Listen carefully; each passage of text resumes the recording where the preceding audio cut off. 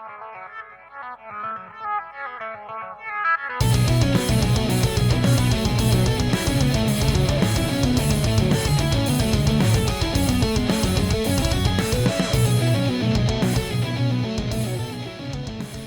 guys, so today I'm going to be working on the rest of the guitar.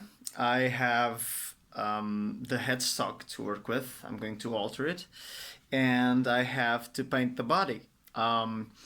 The body is going to be a bit later because I'm testing out the colors to see how they react with the varnish I have, and also I'm trying to see how I can make a little maybe burst or make the little colors mix better.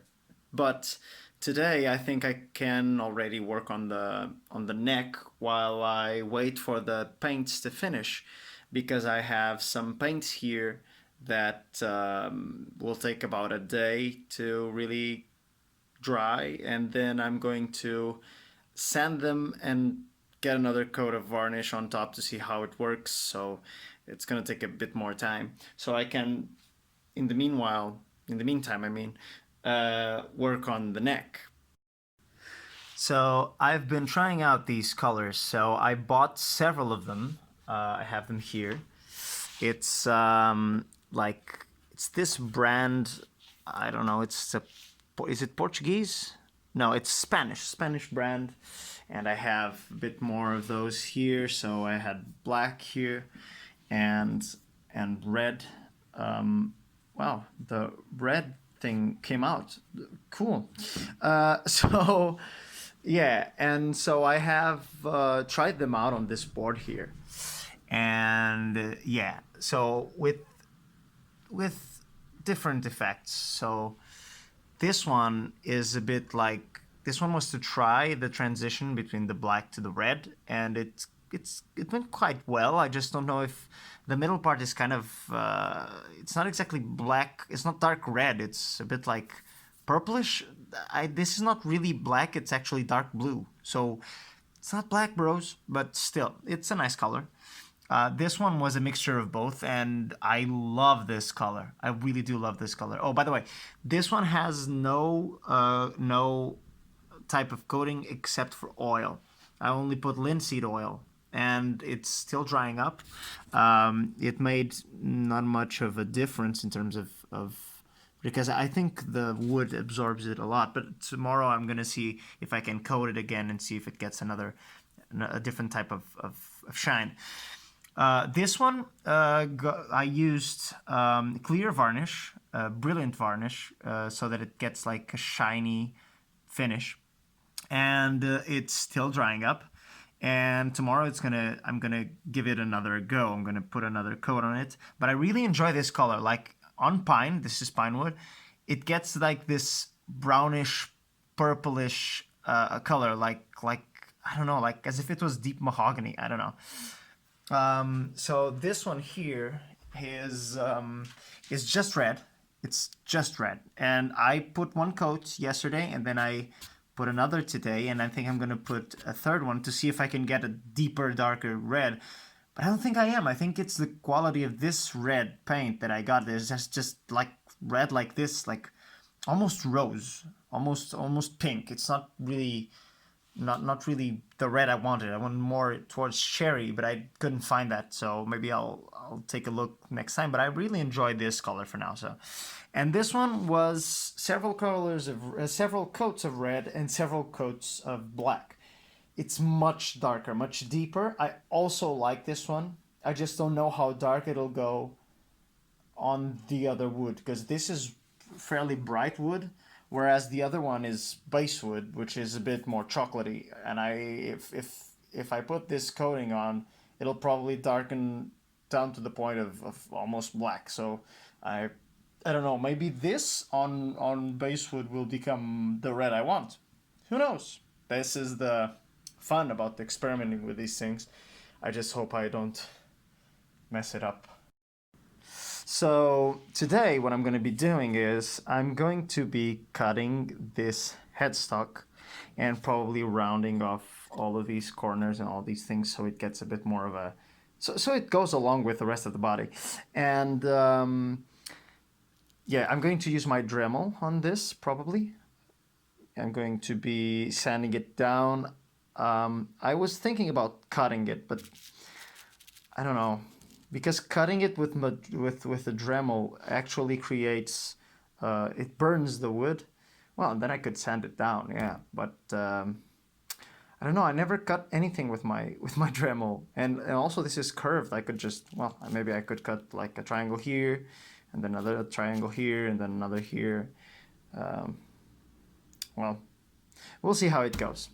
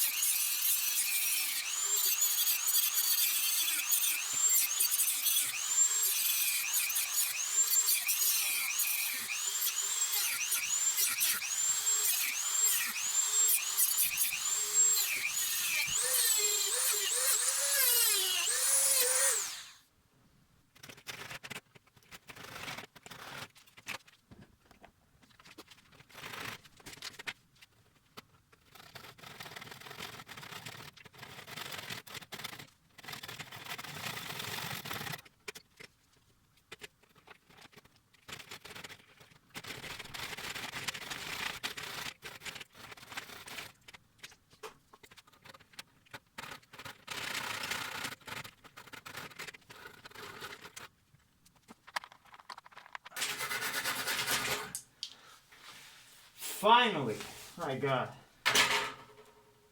Whew.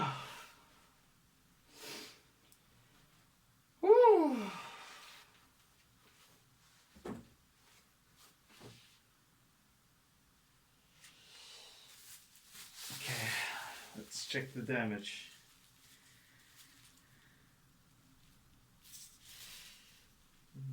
Bit of a scratch here.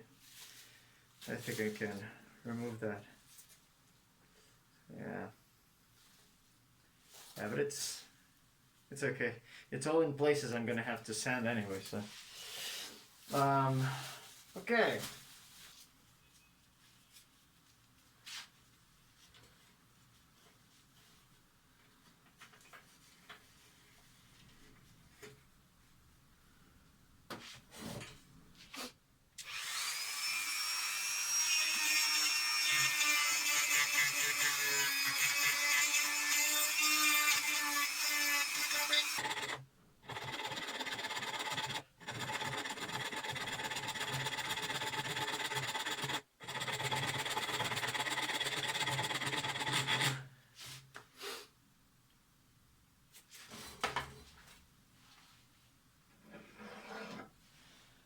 Now, the big boy has a brother. He's much more toothy. He's very, very aggressive. I've never worked with this. Let's see.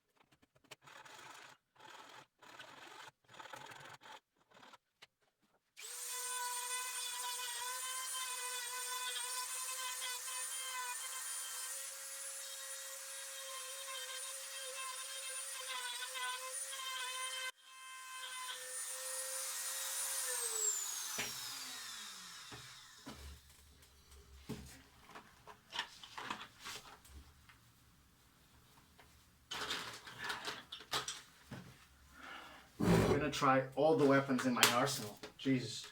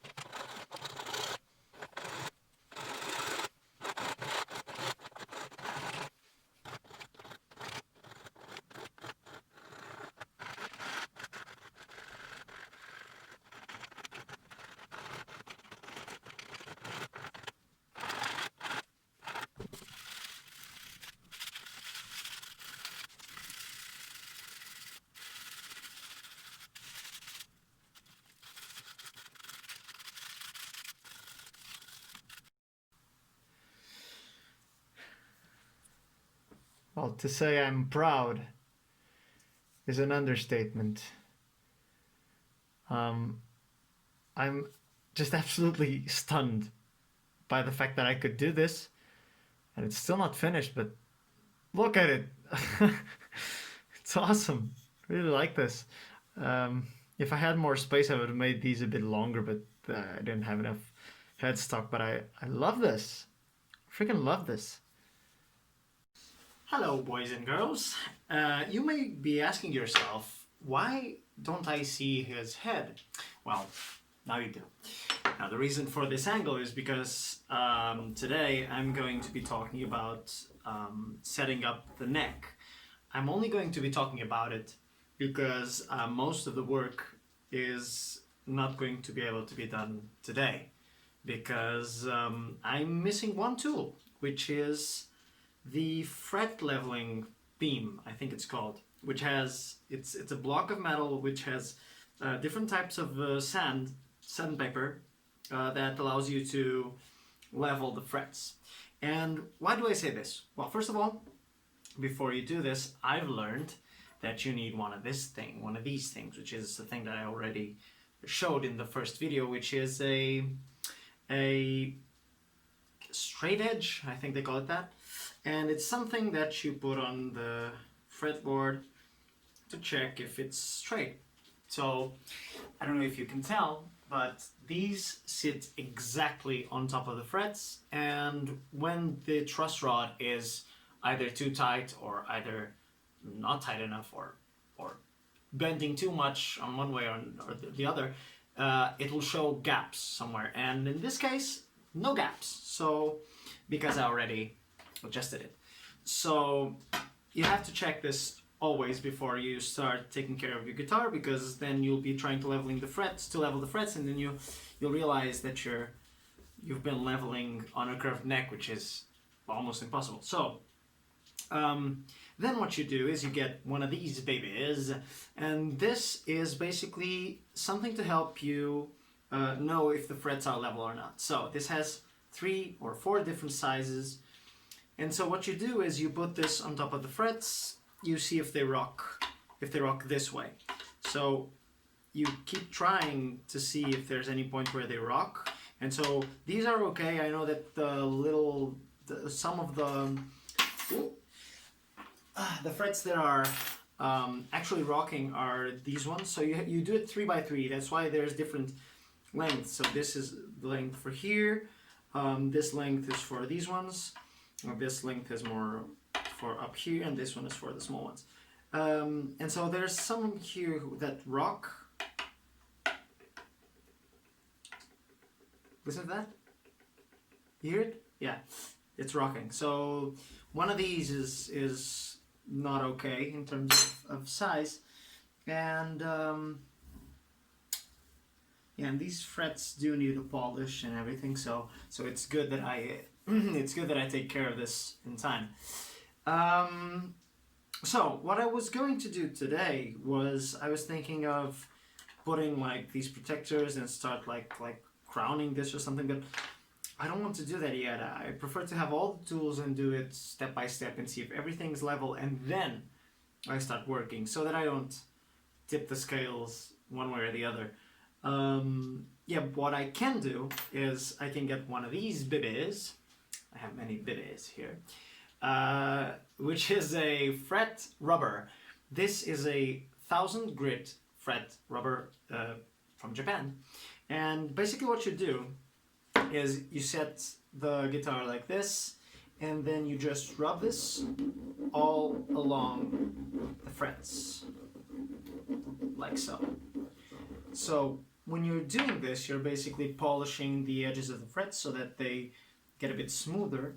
The only thing is, these fret edges are a bit, in my opinion, they're a bit sharp on the corners. So what I'm going to do is, when I have all of the materials, I'm going to have to